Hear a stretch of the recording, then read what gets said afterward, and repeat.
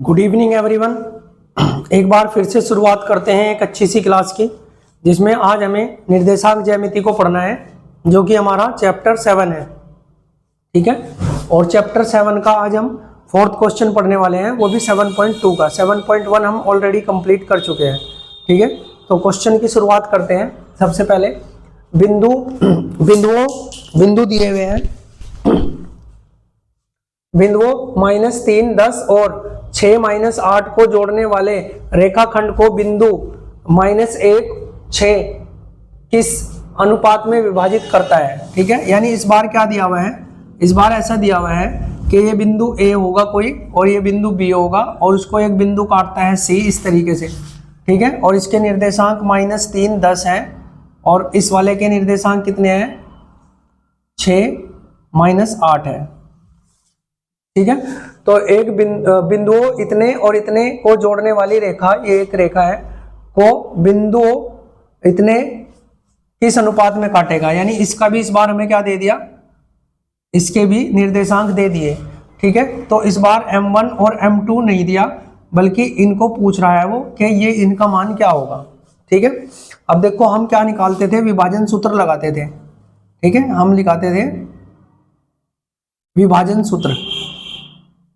अब विभाजन सूत्र क्या होता है, यानी ये किस अनुपात में बांट रहा है, यानी ये जो बीच वाला बिंदु है वो इनको किस अनुपात में बांट रहा है। तो विभाजन सूत्र हमारा होता था, क्या होता था,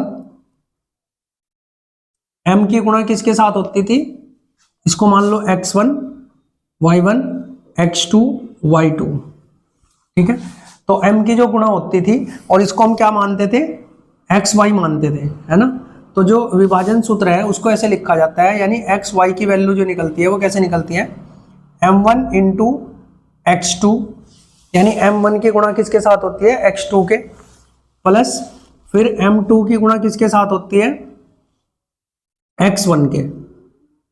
ठीक है, इसको गुणा लिखने की भी जरूरत नहीं, m1 x2 plus m2 x1, यानी ये जो m है ये अपने पास वाले x के साथ नहीं गुणा करता, किसके साथ करता है, दूर वाले के।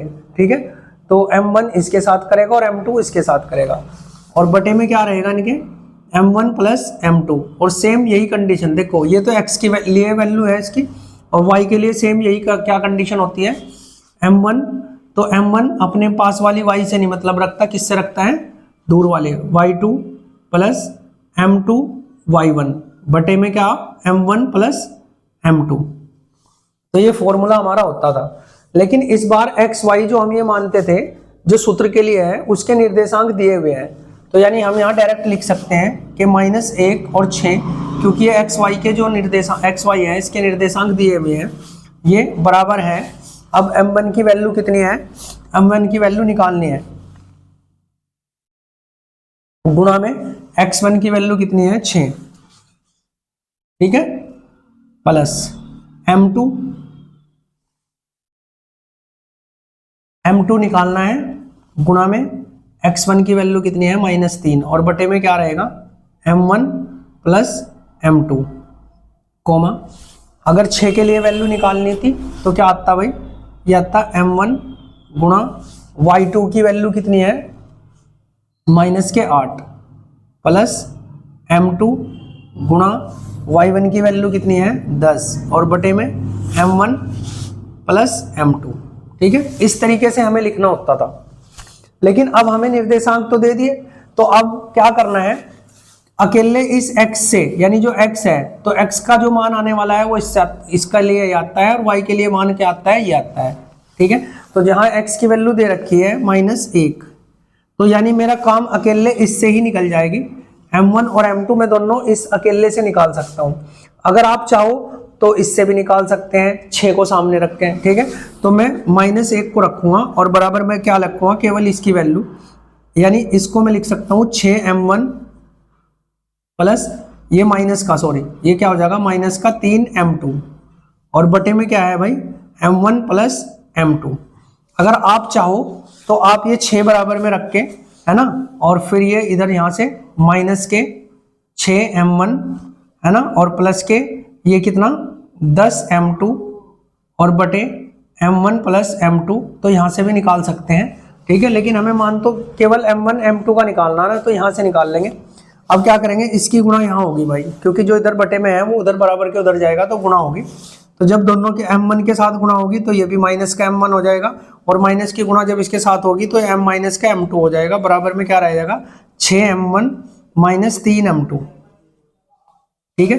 अब m1 वालों को एक साइड कर लो और m2 वाले को एक साइड कर लो, तो ये 6m1 इधर आ जाएगा, यानी माइनस के m1 और माइनस का क्या हो जाएगा 6m1 बराबर ये माइनस के 3m2 था, और ये उधर जाके क्या हो गया प्लस के m2 हो गया, ठीक है। अब क्या करना है, ये माइनस माइनस के 7m1 और बराबर ये माइनस के 3 में से ये जब एक m2 जाएगा तो यहाँ बचेगा माइनस के 2m2, ठीक है। माइनस से माइनस कट जाएगा, तो जब इसका रेशो निकाल लेंगे तो m2 इसके बटे में और ये उधर जाएगा, यानी m1 बटे में m2 बराबर आ गया 2/7, यानी m1 की वैल्यू कितनी है 2 और m2 की वैल्यू कितनी है 7, ठीक है। तो ये m1 और m2 को किस अनुपात में बांटता है, 2 और 7 के, और यही पूछा था भाई, ठीक है। यही हमारे से पूछा गया था कि किस अनुपात में विभाजित करते हैं, ठीक है। तो इस तरीके से हमने इस क्वेश्चन को किया है। अब दूसरा क्वेश्चन हम देखते हैं इसका।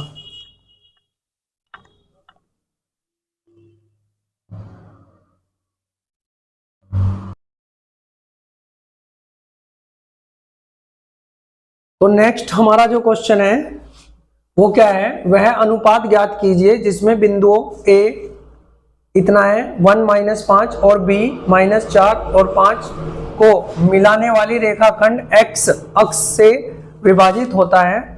इस विभाजन बिंदु के निर्देशांक भी ज्ञात कीजिए। यानी इस बार हमें क्या दिया हुआ है कि एक रेखाखंड है, मान लो A और B इस तरीके से, ठीक है, और उसके क्या निर्देशांक दिए हुए हैं, A -5, ठीक है, यानी इसको x1 और इसको y1 मान लेंगे, ठीक है, और B के जो निर्देशांक है -4 और 5 हैं, 5 और इसको x2 और y2 मान लेंगे। को विभाजित करने वाले x अक्ष बोल रहा है। तो मैंने कल आपको पहले भी इस बात को बताया है कि x अक्ष का मतलब क्या होता है कि ये वाली लाइन है ना, और y x होता है ये वाला, ठीक है। तो x अक्ष पे x तो x होता है, कुछ भी हो सकता है और भी कुछ, लेकिन y हमेशा यहाँ पे 0 ही रहता है ना।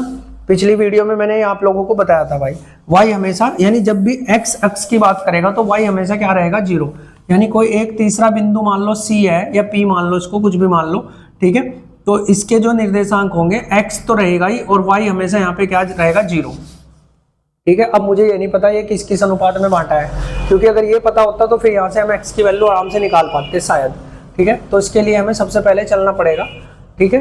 तो देखो मैंने आपको बताया था कि जो दूरी सूत्र होता है वो xy होता है। xy कहाँ से आया है, ये जो बीच में जो विभाजन बिंदु होता है इसको हम xy मानते हैं, इसको क्या मानते हैं xy, लेकिन y तो यहाँ पे 0 है, ठीक है।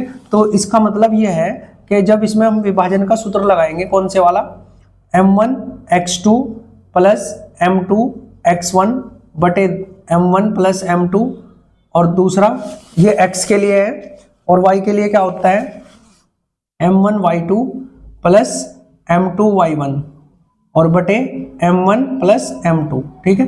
तो अब आपको थोड़ा सा यहाँ समझ आएगा कि हमें यहाँ पे x तो x ही दिया हुआ है लेकिन y की वैल्यू 0 है, तो यानी मैं अगर y को उठाकर चलूँ तो y बराबर क्या आएगा, ये आएगा, ठीक है। तो हम यहाँ लिख सकते हैं, जबकि y बराबर कितना है 0, तो 0 बराबर मैं इसको लिख सकता हूँ m1, और m1 के साथ क्या लिखेंगे y2 कितना है 5, तो यहाँ लिख लेंगे 5 प्लस गुणा में, है ना, प्लस m2 गुणा में m2 के साथ लिखोगे माइनस का 5 और बटे में क्या होगा m1 प्लस m2, इस तरीके से, ठीक है जी।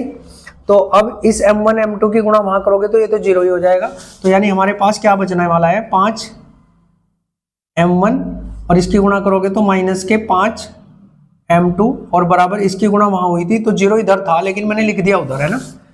अब क्या करेंगे, इसको उधर ले जाओ तो 5 m1 बराबर 5 m2 हो जाएगा, इस तरीके से 5 से 5 कट जाएगा, यानी अगर मैं इसको बटे में लाऊं तो m1 बटे में m2 बराबर 1/1 रह जाएगा, क्योंकि वहां पे 1 है ना और 1 इसके साथ भी है तो 1 तो किसी को भी रख सकते हैं। तो यानी m1 और m2 की जो वैल्यू आई यहाँ से, ये 1 आ गई और ये भी क्या आ गया, 1 आ गया, ठीक है। तो यहाँ से इस तरीके से हमने y के मान से इसको विभाजित तो कर लिया, विभाजित बिंदुओं के निर्देशांक भी ज्ञात करने हैं, लेकिन अभी हम इसके निर्देशांक ज्ञात करने हैं। तो y का मान तो 0 है, यानी x का मान निकालना पड़ेगा। तो x का मान अब हम निकाल लेंगे, क्योंकि हमारे पास m1 और m2 आ गया है ना, m1 और m2 तो आ गया ना, ठीक है। तो अब यहाँ हम लिख सकते हैं कि x बराबर कौन सा सूत्र लगाएंगे, m1 x2 plus m2 x1 बटे में m1 प्लस m2, ठीक है। अभी ये हमारे पास है, ठीक, इसको लिख लेते हैं इसको फटाफट से। तो x बराबर m1 कितना है 1, m1 कितना आया था हमारा 1, और x2 कितना है -4 प्लस m2 भी कितना आया था 1, और इंटू x1 कितना है 1, और बटे में क्या रहेगा 1 और 1 2, दोनों m1 और m2 दोनों क्या थे 1 1 थे, तो 1 और 1 2, तो ये हो जाएगा 2, तो इस 2 को यहाँ ले जाओ, यानी 2x, ये दोनों जोड़ करके यहाँ आ जाएगा 2x, या फिर इसको हम काट भी सकते हैं, दिक्कत तो कुछ नहीं है, इसको डायरेक्ट ऐसे ही रहने दो ना। देखो 4 की गुणा करोगे 1 में तो -4 प्लस 1 ही कम 1 हो जाएगा, बटे में कितना रहेगा 2, तो -4 में से 1 जाएगा तो -3, यानी x बराबर हमें मिलने वाला है -3/2। तो x के निर्देशांक कितने आगे -3/2 है ना, विभाजित तो हमने कर ही लिया था, 1 और 1 के अनुपात में कर रहा था, और x की वैल्यू आ गई इतनी, तो हम यहाँ बोल सकते हैं अतः p के निर्देशांक, ये जो p है के निर्देशांक कितने हैं -3/2, और y तो 0 दिया हुआ ही था ये, ठीक है। तो p के निर्देशांक ये हैं भाई, ठीक है। इस तरीके से हमने इस क्वेश्चन को समझाया। अब नेक्स्ट क्वेश्चन हम देख लेते हैं यहाँ पे।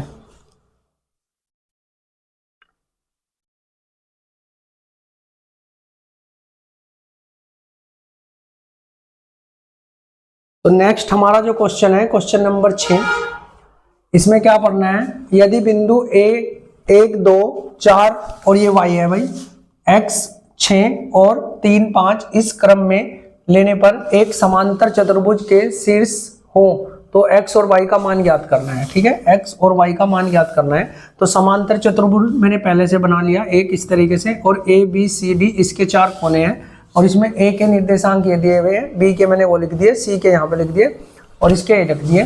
तो मुझे क्या करना है x और y की वैल्यू निकालनी है, ठीक है। तो अगर मैं इन दोनों को इस तरीके से मिला दूं, ठीक है, और इन दोनों को इस तरीके से मिला दूं, तो ये इनका क्या हो गया, एक में इनका मध्य बिंदु हो जाएगा, है ना, सही है। तो अब एक देखो, हमने पहले पढ़ा था क्या, दूरी सूत्र पढ़ लिया हमने, विभाजन सूत्र पढ़ लिया, और एक हम पढ़ेंगे अब, जो पढ़ेंगे वो होता है मध्य बिंदु सूत्र, है मध्य बिंदु निकालने का। यानी जैसे मुझे a और c है, ये ac का मध्य बिंदु निकालना है, तो ac का मध्य बिंदु, ठीक है। तो ध्यान से समझना, ac का मध्य बिंदु का जो सूत्र है वो क्या है, x1 प्लस x2 बटे में 2, y1 प्लस y2 बटे में 2, इस तरीके से। किसका, AC का है ये, ठीक है। तो AC का मध्य बिंदु है ये, जब हम इसको निकाल लेंगे इस तरीके से, ठीक है।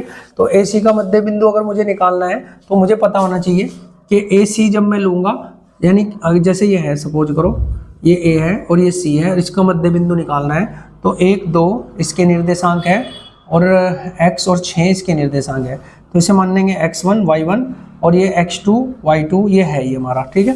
तो इस तरीके से लेके चलेंगे। तो x1 हमें पता है कितना है, 1 है, तो 1 प्लस, और x2 कितना है, x है तो वो, और बटे में कितना है 2, इस तरीके से, ठीक है। अब इसके बाद आ जाओ किसमें, y1, तो y1 यहाँ पे कितना है 2 प्लस y2 कितना है 6, और बटे में कितना 2, ठीक है। तो यहाँ से हम कह सकते हैं कि, ठीक है, AC का मध्य बिंदु निकाल रहे हैं ना, तो इसको कर लो 1 प्लस x बटे 2 ही रहेगा, और यहाँ पे हो जाएगा ये कितना 8, और 8 को 2 से भाग करोगे तो 4, ठीक है। तो AC के जो बिंदु आए हैं वो इस तरीके से आएंगे, AC के मध्य बिंदु के जो, ठीक है, आएंगे उस तरीके से आएंगे, ठीक है। ये इसके निर्देशांक आ गए, लेकिन अभी x की वैल्यू नहीं हमारी यहाँ से निकली है ना, तो अभी हम क्या करेंगे, BD के, क्योंकि y यूज हो जाएगा ना। देखो AC मैंने इसलिए लिया है क्योंकि इसमें x का इस्तेमाल हो गया, और BD जब लेंगे तो इसमें y का इस्तेमाल हो जाएगा। तो अब यहाँ मैं ये बोल सकता हूँ कि BD, इसको समीकरण 1 लिख सकते हैं हम, है ना। फिर हम लिखेंगे BD के मध्य बिंदु, ठीक है।